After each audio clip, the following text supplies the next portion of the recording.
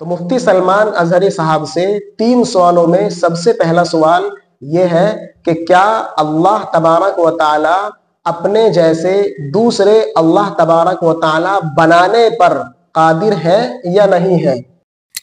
میں آج انصاف کے ساتھ عرض کرنا چاہوں گا، آج جو دیوبند ہے یا جو دیوبندی ہیں، اگر ان کو میری بات بری لگتی ہے تو ٹھنڈے دل سے میرے عزیز اپنے دل پر ہاتھ رکھ کر کے سوچو، آؤ میں تمہیں دعوت دیتا ہوں، آؤ ہم ان تمام چیزوں پر جمع ہو جاتے ہیں جو صحابہ اور تابعین سے تھی۔ کوئی نئی بات تم اپنی کتاب میں نہیں لاؤ گے، کوئی نئی بات میں اپنی کتاب میں نہیں رکھتا۔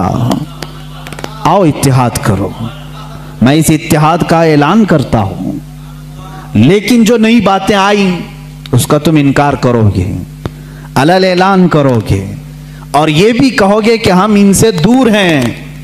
ہوا یہ کہ اعلیٰ حضرت رضی اللہ تعالیٰ عنہ کے زمانے سے تھوڑے سے پہلے کی حالات میں بتا رہا ہوں آپ کو۔ دارالعلوم دیوبند کے بعد 4 علماء میں صاف صاف آج عرض کرتا ہوں جن کی کتابوں سے پوری امت میں تنازع پھیل گیا، اختلاف پھیلا۔ لوگ ہم کو اختلاف کا فتویٰ دیتے ہیں، اگر نہ یہ کتابیں آتی نہ یہ کوئی فتوے آتے۔ کتابیں لکھی گئی، کتابوں میں اچھی باتیں تھی، حضور صلی اللہ علیہ وسلم کی سیرت پر بھی کچھ کتابیں لکھی گئی، اللہ کی شان میں لکھی گئی، بہت ساری باتیں اچھی تھیں، لیکن بیچ میں چل کر کچھ عبارتیں ایسی کہ لڑکھڑا گئی، اور وہ اتنی لڑکھڑا گئی کہ عام مسلمان بھی اسے بولنا پسند نہیں کرے گا۔ براہین قاطعہ کتاب کا نام بول رہا ہوں، تقویت الایمان کتاب کا نام ہے، تحذیر الناس کتاب کا نام ہے، حفظ الایمان کتاب کا نام ہے۔ یہ وہ کتابیں جو آج چھپی نہیں ہیں، مارکیٹ میں چھپی ہیں، ابھی بھی موجود ہیں، ابھی بھی موجود ہیں۔ انہی کتابوں کی عبارات کی وجہ سے ہی تو یہ تنازع پھیلا پورے امت میں، اختلافات۔ اہل سنت و جماعت متحدہ متفقہ ایک ہی جماعت تھی بر صغیر میں۔ ان کتابوں کے آنے کے بعد ہوا کیا؟ ایک کتاب میں لکھا گیا اللہ جھوٹ بول سکتا ہے، نئی بات تھی۔ اس بات پر آج تک امت نے کبھی کسی بھی شیخ، کسی بھی بزرگ سلف صالحین سے مجھے عبارت لا کر کے دکھاؤ اس سے پہلے کوئی بات ہوئی تھی۔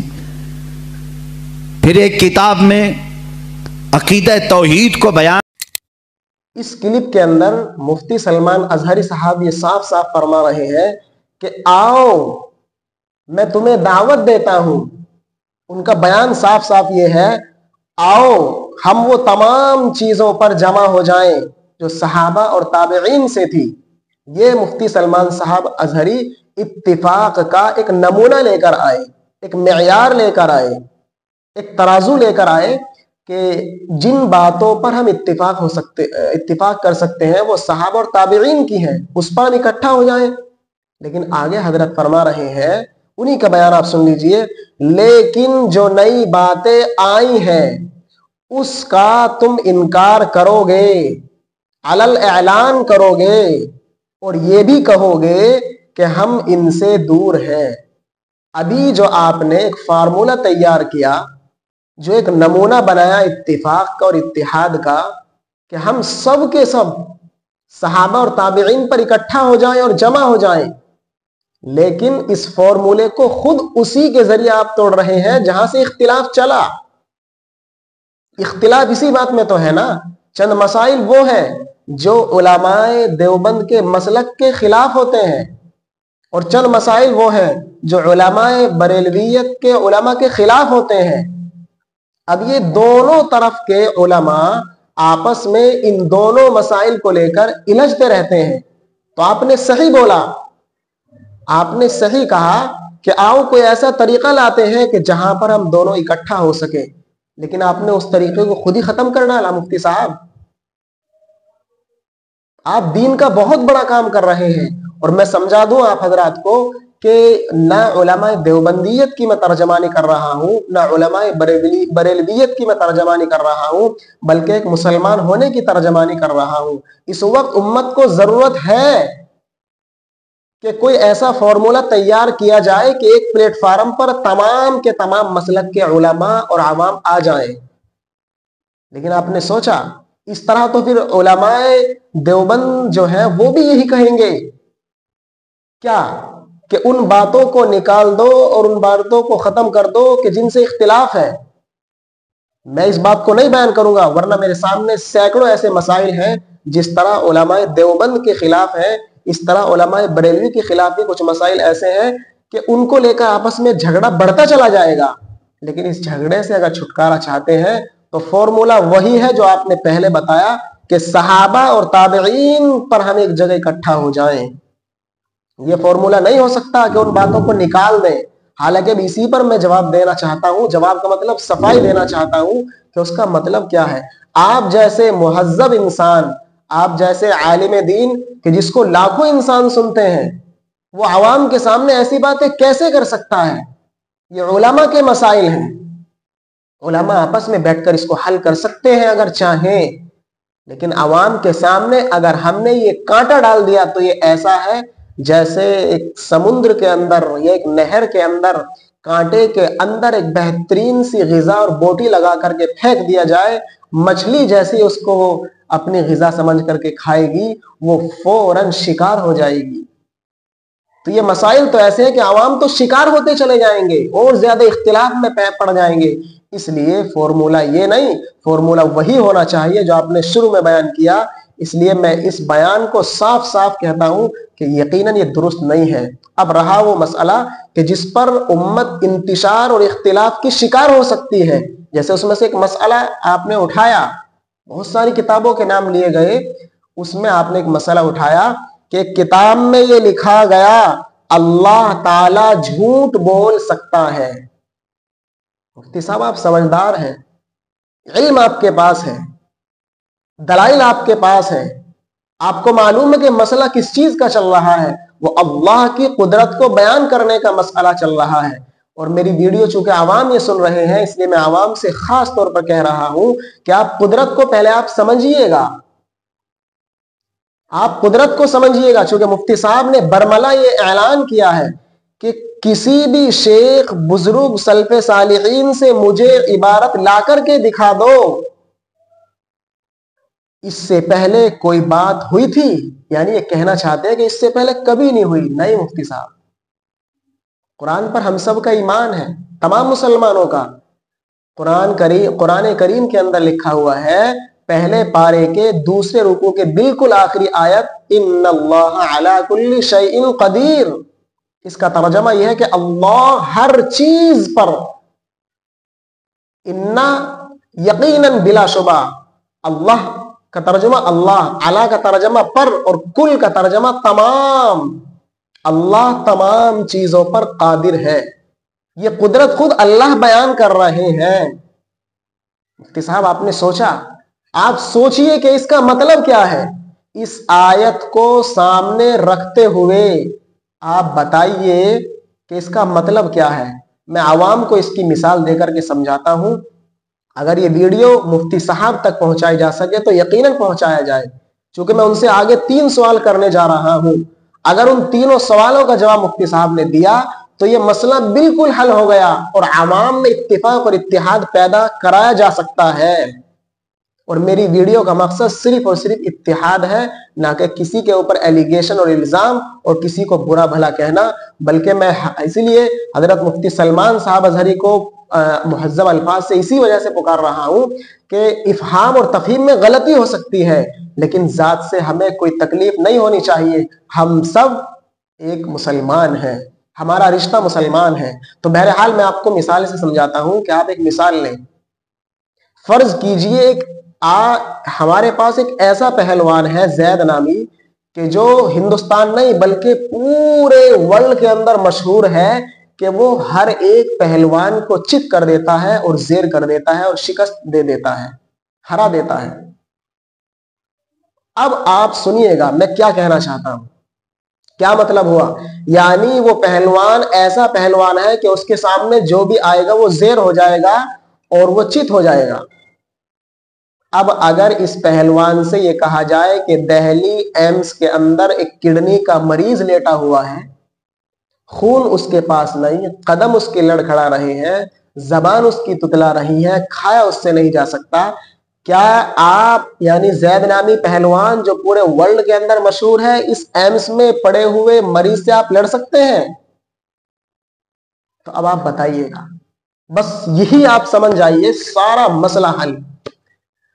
اب اگر یہ پہلوان یہ کہے کہ ہاں میں اس سے کشتی کر سکتا ہوں، تو آپ سب کہیں گے ارے بھائی کتنا نالائق پہلوان ہے، کتنا بیوقوف پہلوان ہے، شرم نہیں آتی کہ اتنے لاغر اور اتنے کمزور انسان سے لڑ رہا ہے۔ آپ سمجھ رہے ہیں میں کیا سمجھانا چاہتا ہوں؟ یعنی کہ آپ کو معلوم ہے کہ اس پہلوان کے اندر تو طاقت اتنی ہے کہ تمام کے تمام ہندوستان تو کیا اگر پورے عالم سے اس کے سامنے کوئی پیش ہو جائے لڑنے کے لیے تو یہ اس کو زیر کر دیتا ہے، اس کے اندر طاقت ہے، قوت ہے، ہمت ہے، لیکن یہ اس سے لڑ سکتا ہے نہیں۔ آپ بھی یہ کہیں گے کہ نہیں اس سے نہیں لڑیں گے پہلوان صاحب۔ تو دیکھیے یہاں پر اس کی قدرت کو واضح کیا جا رہا ہے، یعنی یہ اس سے لڑنے پر قادر ہے، لڑ سکتا ہے لیکن لڑے گا نہیں۔ کیوں؟ وہ تو پہلے ہی زیر ہے، اس کو تو کوئی بھی کمزور سے کمزور انسان نیچے گرا سکتا ہے۔ تو مطلب یہ ہے کہ وہ اس لیے منع نہیں کر رہا ہے پہلوان اس سے لڑنے کے لیے کہ پہلوان کے پاس طاقت نہیں ہے، وہ اس لیے منع نہیں کر رہا ہے کہ پہلوان کے پاس طاقت نہیں ہے، پہلوان کے پاس طاقت تو ہے لیکن اس سے اس لیے نہیں لڑ رہا ہے کہ پورا عالم یہ کہے گا کہ اس کو شرم نہیں آئی ایک ایسے انسان سے کشتی لڑتے ہوئے کہ جس سے صحیح سے کھڑا بھی نہیں ہو جا رہا ہے۔ آپ سمجھ رہے ہیں؟ تو قدرت تو ہے لیکن منع کیوں کر رہا ہے؟ چونکہ اس کے اندر ایسی صلاحیت نہیں ہے کہ اس سے لڑا جا سکے۔ تو آپ دیکھیے گا جب وہ بڑے بڑے پہلوانوں سے لڑنے پر قادر ہے تو کیا اس سے لڑنے پر قادر ہے یا نہیں؟ وہ بات الگ ہے، لڑے گا نہیں اس سے وہ، لیکن قادر ہے نہیں ہے، یعنی لڑ سکتا ہے نہیں لڑ سکتا ہے۔ یہ اس لیے نہیں لڑ رہا ہے کہ نہیں یہ تو طاقتور ہے، کمزور میں کمزور ہوں۔ آپ سوچئے گا نا، تو یہی فرمایا گیا ہے اس عبارت کے اندر کہ اللہ تبارک و تعالی جھوٹ بول سکتے ہیں، مطلب اللہ کے پاس قدرت ہے، اللہ مجبور نہیں ہے لیکن اللہ بولیں گے نہیں۔ اب اس بولیں گے نہیں کو اس بات میں بدل دیا گیا اور یہ ثابت کرایا جا رہا ہے عوام کو کہ گویا کہ ان عالم دین نے یہ کہہ دیا ہے کہ اللہ جھوٹ بول سکتے ہیں، یعنی بولتے ہیں۔ یہی بات بالکل غلط ہے، اس کا بالکل یہ مطلب اور مفہوم نہیں ہے، بلکہ مفہوم یہ ہے کہ اللہ قادر ہر چیز پر ہے لیکن اللہ ایسا کریں گے نہیں، اللہ کے شان یہ نہیں ہے۔ اگر یہ بات آپ کے سمجھ میں نہیں آتی تو پھر مفتی سلمان اظہری صاحب سے میرے 3 سوال ہیں۔ پہلا سوال، اللہ تبارک و تعالی اپنے جیسا دوسرا اللہ تبارک و تعالی بنانے پر قادر ہے یا نہیں؟ اگر آپ کہتے ہیں تو پھر قرآن کی آیت ہے قل هو اللہ احد، اللہ ایک ہے، یہاں اللہ 2 ہو گئے، پھر قرآن کو کیا کہا جائے گا؟ اگر آپ کہیں گے کہ اللہ نہیں بنا سکتے تو پھر قرآن کے پہلے پارے کے اندر اور دوسری آیت دوسرے رکوع کے بالکل آخر میں ان اللہ علی کل شیء قدیر، اللہ ہر چیز پر قادر ہے، تو پھر وہ آیت کیا کہیں گے آپ؟ تو کہیں نہ کہیں آپ کو ٹکنا ہوگا۔ مفتی صاحب میرا سوال ہے آپ سے، اور یہ ویڈیو میرے جو بھی حضرات سن رہے ہو ضرور پہنچایا جائے کہ میں مفتی صاحب سے پوچھنا چاہتا ہوں کہ کیا اللہ تبارک و تعالی اپنے جیسے دوسرے اللہ تبارک و تعالی بنانے پر قادر ہے یا نہیں؟ یہ بالکل ایسی دنیا سب چیز ایسی ہی۔ اگر وہ کہیں گے ہے تو قل هو اللہ احد آیت ہماری کیا کہو گے اس کے بارے میں؟ اللہ ایک ہے، یہ تو 2 ہو گئے۔ اور قرآن میں اگر آپ کا نہیں بنا سکتے تو قرآن میں اللہ ہر چیز پر قادر ہے، تو آپ کہیں اللہ تو مجبور محض ہو گیا۔ اور آپ سمجھ رہے نہیں؟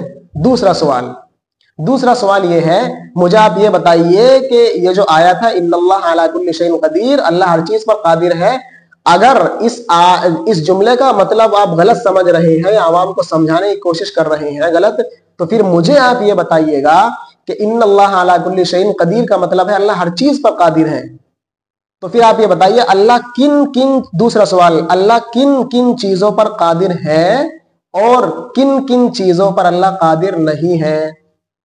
اگر آپ یہ کہتے ہیں کہ اللہ ہر چیز پر قادر ہے تو اختلاف کیا رہا؟ پھر تو مسئلہ حل ہو گیا۔ اور اگر آپ کہتے ہیں اللہ تبارک و تعالیٰ ان چیزوں پر قادر نہیں ہے تو پھر اللہ مجبور ہو جاتے ہیں، اور جو مجبور ہو وہ کبھی اللہ نہیں ہو سکتا. آپ یاد رکھیے گا علم کلام کا مفہوم ہے اور علم کلام کی بحث ہے جس میں عقائد بیان کیے جاتے ہیں. اور تیسرا سوال قرآن کریم ہی کے اندر ہے ان اللہ لا یظلم مثقال ذرہ، کہ یقیناً اللہ ذرہ برابر بھی ظلم نہیں کر سکتے. اس آیت کا ترجمہ ہے اللہ ذرہ برابر بھی ظلم نہیں کر سکتے. تو کیا اللہ ظلم کرنے پر قادر ہے یا نہیں ہے؟ اگر آپ کہتے ہیں کہ اللہ ظلم کرنے پر قادر ہے تو یہ تو وہی سوال ہو گیا جس پر بحث چھڑی ہوئی ہے. اور اگر آپ یہ کہتے ہیں کہ نہیں، اگر آپ کہتے ہیں کہ نہیں کر سکتے تو پھر وہی آگے بات. تو یہ 3 سوال میں نے آپ کے سامنے داغے ہیں. آپ ان تینوں سوالوں کا اگر آپ نے صحیح قرآن حدیث سے جواب دیا، بلکہ عقل سے بھی اگر آپ جواب دیں گے تو وہ مسئلہ حل ہے جس کی وجہ سے امت کے اندر انتشار پیدا ہوتا چلا جا رہا ہے. اس لیے میں آخر میں یہی کہوں گا مفتی صاحب سے کہ ویڈیو بہت لمبی ہو گئی کہ مفتی صاحب برائے کرم ہم بھی چاہتے ہیں کہ اتفاق ہونا چاہیے، امت مسلمہ ایک میز پر آنی چاہیے، ایک اسٹیج پر آنی چاہیے، لیکن ان مسائل کو بالکل آپ جیسے سجن اور بہترین علماء کو بالکل نہیں اٹھانے چاہیے، ورنہ پھر ادھر سے آپ نے اٹھائے ادھر سے وہ اٹھائیں گے اور پھر وہی انتشار اختلاف جو دبا ہوا تھا وہ اٹھتا چلا جائے گا اور پھر ہم اور زیادہ مزید اختلاف میں پڑ جائیں گے. اس لیے میری کوشش تھی کہ عوام یہ بات سمجھ لیں کہ اللہ تعالیٰ جھوٹ بول سکتے ہیں کا مطلب کیا ہے اور کس طرح اس کو سمجھا گیا اور کس طرح اس کو سمجھایا جا رہا ہے. اللہ تعالیٰ ہماری بھی اور مفتی سلمان اظہری صاحب کی بھی اور اس پوری امت مسلمہ کی انتشار سے اختلاف سے حفاظت فرمائے، آپس میں پیار محبت قائم و دائم فرمائے. اگر ویڈیو اچھی لگے تو ضرور شیئر کریں اور ضرور شیئر کریں تاکہ عوام تک اس طرح کی باتوں سے جو خلق شاری پیدا ہو گئی ہے وہ خلق شاری دور ہو جائے اور انتشار دور ہو جائے. اور ہم سب یعنی چاہے کوئی بھی ہو، ہمارا رشتہ صرف ایک مسلمان کا ہے، ہم سب پیار و محبت سے ایک ساتھ رہیں. اللہ ایسے اسباب مہیا فرما دیں. آخر میں ایک چھوٹی سی بات جو مفتی سلمان اظہری صاحب سے علمی غلطی ہوئی ہے وہ یہ ہوئی ہے کہ انہوں نے بولا ہے تنازع. کیا؟ تنازع. تو یہ جو تنازع ہے یہ تو فعل ماضی ہے، یہ تنازع نہیں ہے بلکہ یہ لفظ ہے تنازع. یہ علمی غلطی ہے، اس کی انتہائی ادب کے ساتھ اصلاح کر لی جائے.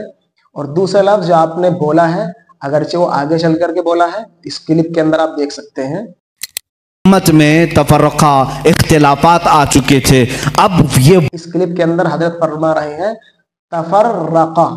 تو یہ لفظ تفرقہ نہیں ہے بلکہ فیروز اللغات، جس کو تمام مسلمان مانتے ہیں، فیروز اللغات صفحہ نمبر 367 کے اندر لکھا ہوا ہے کہ لفظ تفرقہ نہیں بلکہ تفریقہ لفظ ہے. تو یہ 2 علمی غلطیاں ان کے بیان میں، ان کی اصلاح کر لی جائے انتہائی ادب و احترام کے ساتھ. السلام علیکم ورحمۃ اللہ وبرکاتہ.